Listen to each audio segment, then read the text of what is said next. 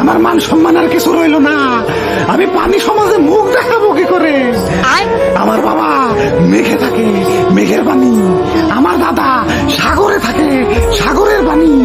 এমন করে আমার বাকি আত্মীয়রা খালে, বিলে, পুকুরে, নদীতে রাখে, এমনকি বিল্ডিং এর টাঙ্কিতেও থাকে। আর আমি হতভাগা, আমার এই রাস্তার মধ্যে থাকা লাগতাছে। শেষমেশ আমি কিনা রাস্তায় নেমে গেলাম। বৃষ্টি হোক, আরো বৃষ্টি হোক।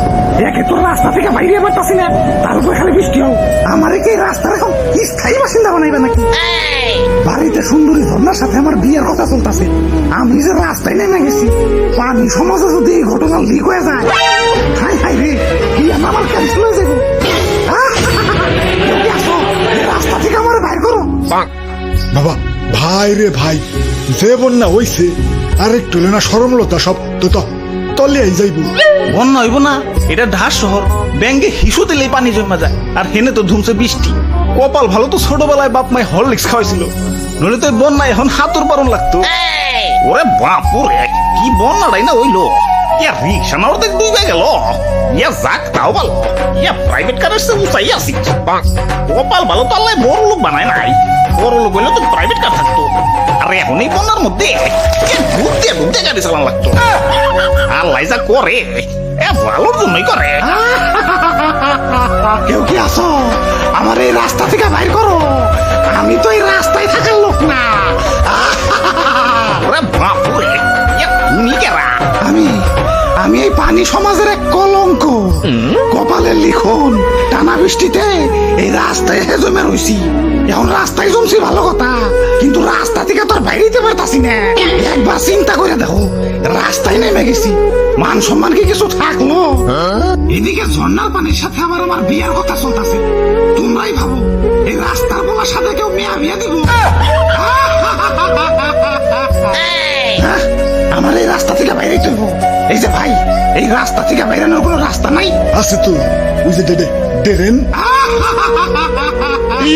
বাপুরে, আবার কি হইলো? এটা কি ড্রেন? তার চেয়ে ভালো কেউ শুয়ের ভিতরে যায় 2-3 বার রাউন্ড মারি। যে সিপার সিপে, একে তো সিপে, তার উপরে ড্রেনের ভিতরে পলিথিন প্লাস্টিক যে জাম বাজিয়ে দিছে। ড্রেনের ভিতরে তো ঈদের জাম লেগে গেছে। আবার কি জানি রাবারের মতো দেখতে, টান দিলে বলে খোদা, আমারে পালাইছো এই রাস্তার মধ্যে পালাইছো কেন? মাঠে ঘাটে পালাইতে, কমসে কম খাল বিয়ে তো বাইরে যায়। দুঃখে আমার বুক বেশি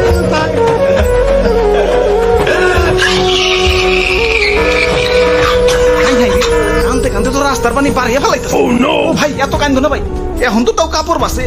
এত কানলে তো লুঙ্গি কান্দে নিয়ে রাস্তা পারন লাগবে। পরে কিন্তু জোকের মধ্যে জোকে ধরবো। কিছু একটা করেন ভাই, পানি কিন্তু বিপদ সীমার উপরে উঠে যাইতেছে। আরে আরে আমি কি করুম? এই পানি মানির কাম আমার নাকি? তাইলে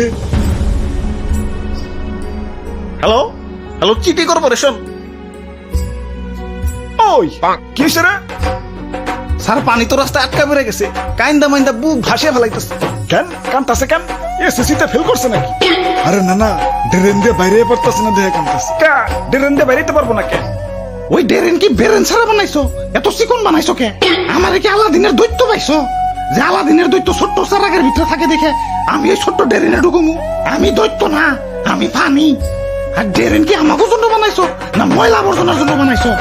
প্লাস্টিক যায় জাম লাগাই দিছে। স্যার, ড্রেনটা একটু ঠিক করা দরকার। পানির সাথে সাথে আমরাও খুব কষ্টে আছি। কত কালার এই লুঙ্গি উৎসাহ করে চলাফেরা করুন কম। চিন্তা করো না, সামনে আমাকে মেগা প্রজেক্ট আসতেছে। 2050 সাল নাগাদ ড্রেনের সমস্যা আর থাকবে না। 2050 সাল? এতদিন কি রাস্তায় বসে বসে আমি ভিক্ষা করুম নাকি? এত উত্তেজিত হইও না, খালি ড্রেনের কাম নিয়ে পড়ে থাকলে না, আমার আরো কাম আছে। হ্যালো, কি খাল ভরাট করতে চাও? খালের উপর নতুন মার্কেট দিতে চাও?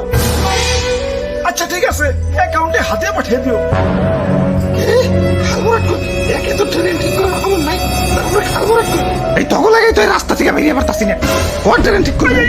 করবো তো বললাম তো 2050 সাল। এর আগে করবি নাকি? আচ্ছা 45 সাল।